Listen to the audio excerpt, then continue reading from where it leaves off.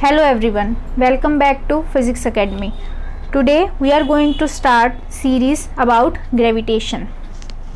I will try to complete this series within 8 to 9 lectures. So let us start. वैसे तो काफ़ी vast है ये ग्रेविटेशन, बट इसमें हम +1 के ही टॉपिक्स कवर कर रहे हैं अभी ग्रेविटेशन में आपके सिलेबस के accordingly. So let us start. Gravitation, सबने नाम सुना है ग्रेविटेशन का, ठीक है. It is a natural phenomena. आपको पता है वही पुरानी चीज़ें कि जो बॉडी है वो अर्थ की तरफ अट्रैक्ट होती है, that is gravitation and all that.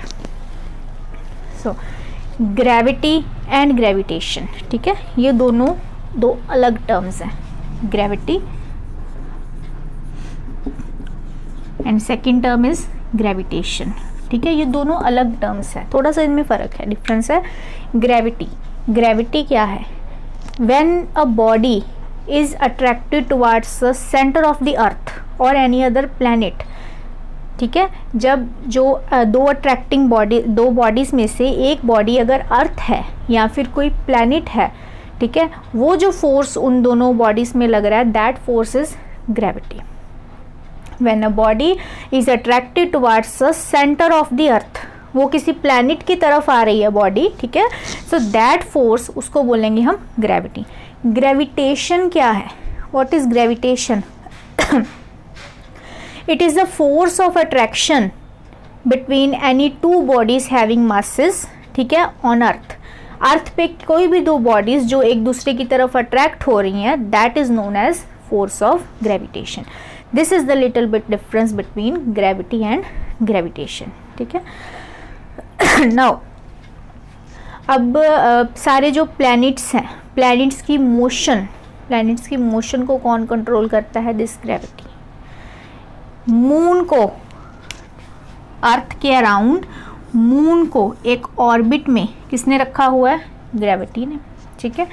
Ocean है, ओशियन में, सीज में टाइड्स बनती हैं. टाइड्स समझते हो ना, ठीक है. टाइड्स आती है, उसमें वेव्स आती हैं जो ओशियंस में, जो वेवी मोशन होती है सी की या ओशियन की, जो टाइड्स आती हैं, ये क्यों आती हैं? Due to gravity, due to gravitation.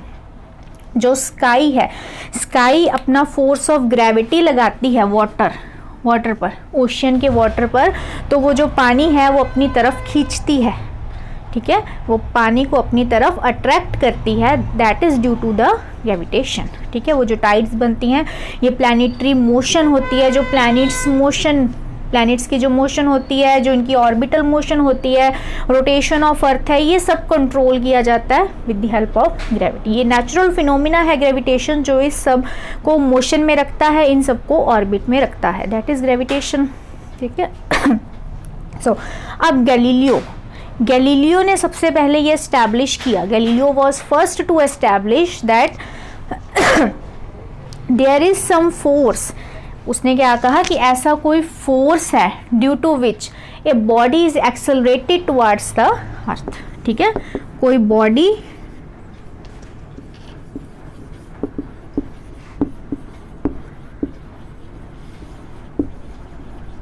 Is accelerated towards the earth. Galileo ने ये चीज़ बोली कि ऐसा कोई फोर्स है, लग रहा नेचुरल फोर्स है, जिसकी वजह से कोई भी बॉडी एक्सेलरेट होकर आ रही है अर्थ की तरफ. उसने ये चीज़ एस्टैब्लिश की, इस चीज़ को डिस्कवर किया, ठीक है. गैलीलियो के बाद न्यूटन ने इस चीज़ की डिस्कवरी की. Newton discover gravity.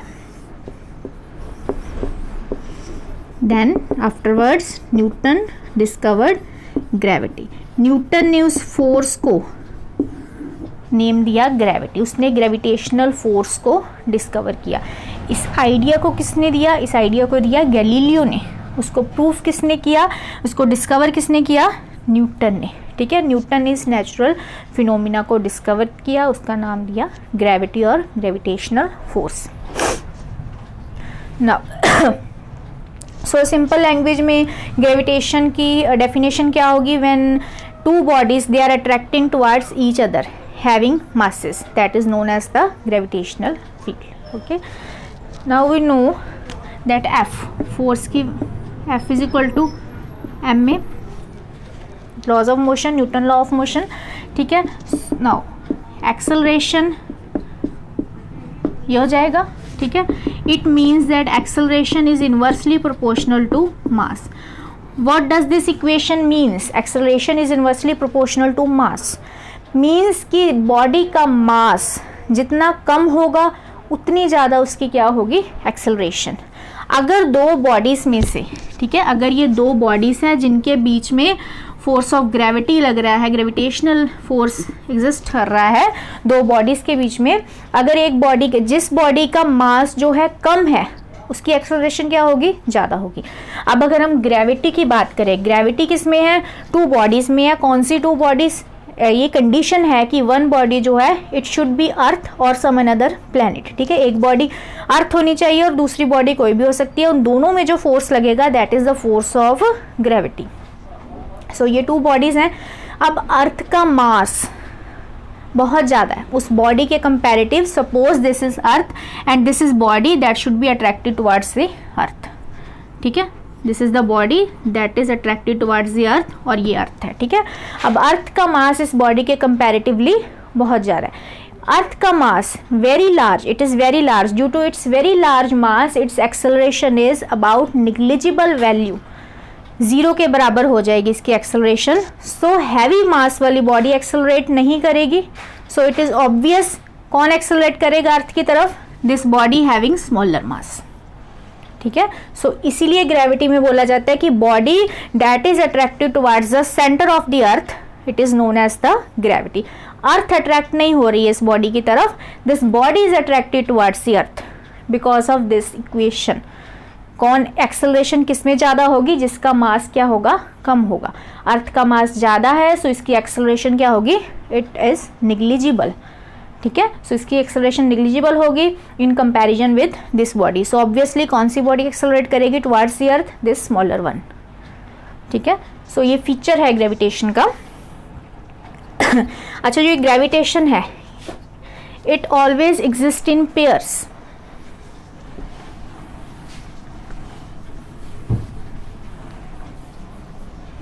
Gravitation always exists in, this force exists in pair. Pair means action, reaction. It always follows Newton's third law of motion. Action and reaction pair में exist करेगी. ठीक है, दूसरी चीज़ ये जो gravitation है it does not depend upon the bodies that are surrounding the two bodies. दो bodies के बीच में लगना है gravitation. इन दो बॉडीज़ के आसपास जितनी भी बॉडीज़ हैं, सराउंडिंग्स में जितनी भी ऑब्जेक्ट्स हैं, ठीक है, दिस फोर्स ऑफ ग्रेविटेशन, ये जो ग्रेविटेशन इन दोनों बॉडीज़ के बीच में लग रहा है वो सराउंडिंग वाले ऑब्जेक्ट्स पर से इंडिपेंडेंट है, उस पर डिपेंड वो नहीं करता है.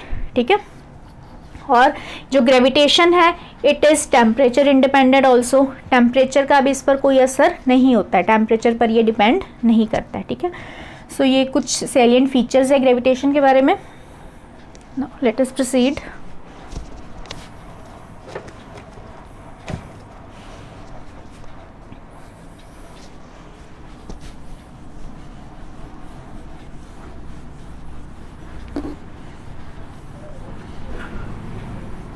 Now mathematical form of Newton's law of gravitation.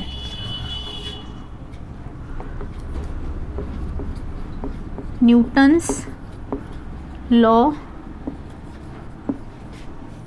of gravitation. Newton's law of gravitation क्या है? According to this law in our everyday life, ठीक है, any two bodies attract each other. क्या है Newton's law of gravitation? Any two bodies attract each other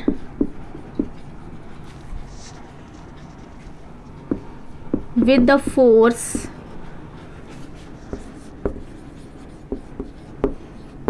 which is directly proportional to product of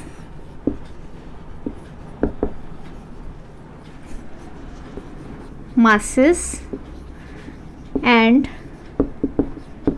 inversely proportional to 2 square of distance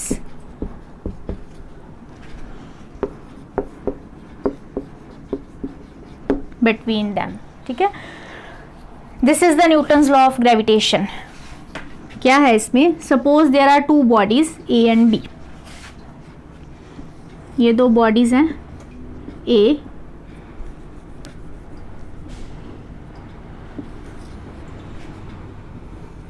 body A and body B having masses m1 and m2. Two bodies having masses m1 and m2.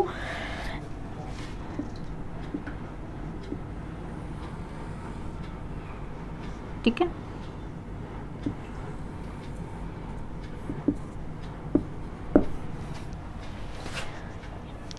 Newton law क्या कहता है? Any two bodies attract each other with a force. ऐसे force के साथ एक दूसरे को attract करेंगी दो bodies, that is directly proportional to product of the masses of these two bodies. दो बॉडीज का मासेस कौन से हैं? m1 and m2. Directly proportional to product of masses of these two bodies. और सेकेंड चीज क्या कह रहा है ये लॉ? And it is inversely proportional to the square of distance between them. ठीक है, और between their centres.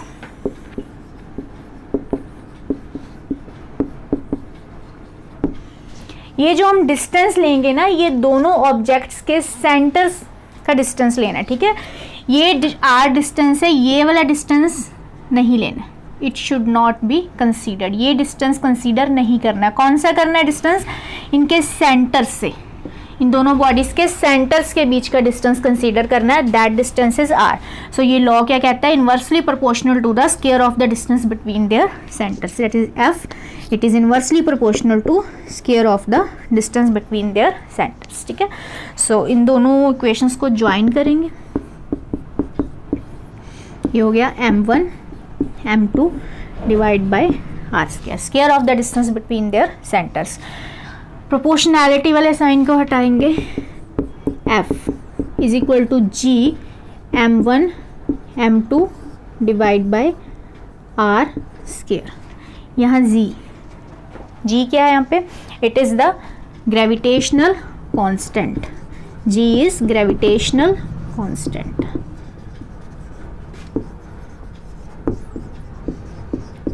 Denoted by capital G, और कांस्टेंट ऑफ ग्रेविटेशन.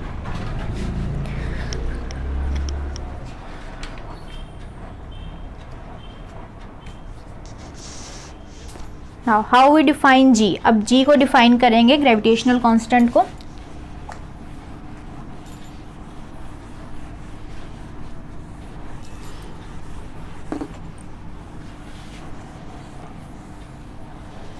G को डिफाइन करने के लिए लेट अस टेक दो बॉडीज था जिनके मासेस थे m1 एंड m2. ठीक है, so consider the masses of the body as unity.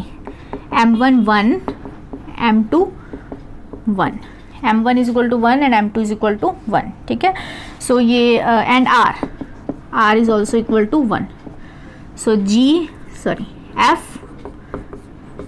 f here becomes g mass वो हो गया 1, second mass 1 divide by 1 square. It employees f equal to g. So gravitational constant किसके equal हो जाएगा? Force of gravitation के equal हो जाएगा when their masses and the distance between them is unity. This is the definition of gravitational constant. Okay,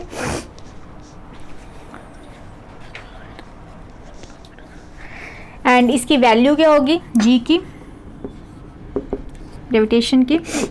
in SI unit 6.67 into 10⁻⁻11 newton metre square per kilogram square.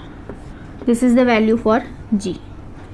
Newton metre square per kilogram square, it is the unit gravitation and this is the value. This is the unit in the SI system. और CGS में ये centimetre हो जाएगा और वो ग्राम हो जाएगा. ठीक है, वो CGS सिस्टम में आ जाएगी. So this is about the gravitational constant and Newton's law of gravitation. Hope you understood this topic. Next we will proceed in our next video. Thank you very much.